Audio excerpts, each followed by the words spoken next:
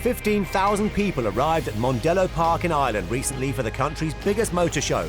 Labelled as JapFest, it's a celebration of all things automotive and Japanese.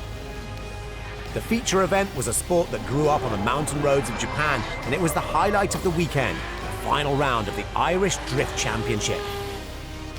Drifting it's a controlled crash, from start to finish. It is the best action movie you can ever watch, combined with the best Formula One race you can ever watch. It is high impact, it is high intensity, high adrenaline, and just a lot of fun.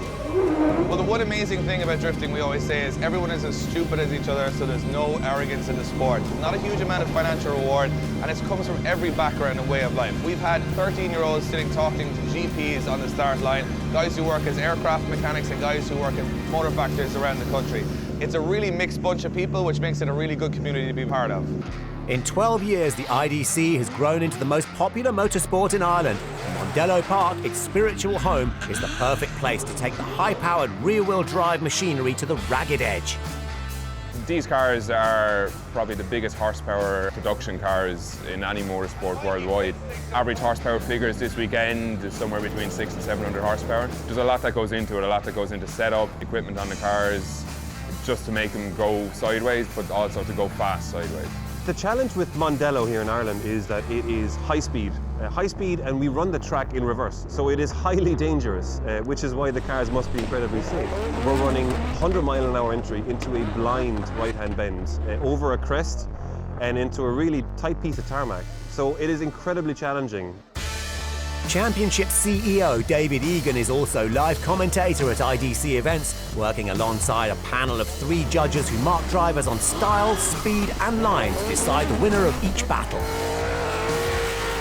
In a twin battle, basically each car takes turn at lead and chase. The lead car must follow a qualifying line, which means running the rear or front of the car onto clipping zones around the circuit.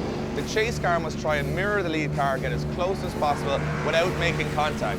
Whoever's better over the 2 runs, a majority vote from the judges gets you through to the next stage of competition. It is essentially kind of still a little bit of a race. You've got to have pace, but at the same time it's about how much angle, it's about, how fast you can go sideways rather than in a straight line. And, with a lot of tyre smoke and 2 cars door to door, it can be very spectacular to watch.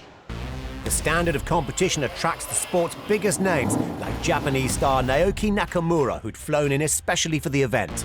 Well, it's raining a lot here in Ireland compared to Japan, but my aim is to win. It's time for me to win this event. Alongside the veterans, though, there's a new generation completely unfazed by the competition. We're all teenagers, really, and we're all really good friends, so it's nice to have a battle between us. We kind of have a bit of a rivalry going on, and it's nice to show the older lads how it's done. You can't go out and sort of feel the pressure. You go out feeling the pressure, you only make mistakes, so you sort of have to try and wash that away. I've won the title before, but just to do it twice would be unbelievable.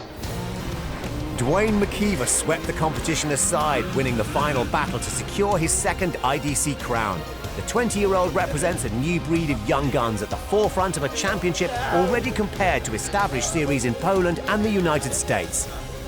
They just drive 110% always. They've learned, I guess, how to do this on computer games and just come straight onto the track and get into it. They've got great cars as well, big horsepower cars, big money spent. And yeah, it's really changing the game up. And for someone like me that's been in the sport so long, it's a new challenge for me. Anybody that thinks they can come here and win an event, it's not the easiest thing in the world to do, to try and beat the Irish. It's such a small little island, but I don't know what you boys put in the potatoes, but they're such good drivers, it's unbelievable. So yeah, we have so much fun coming back here.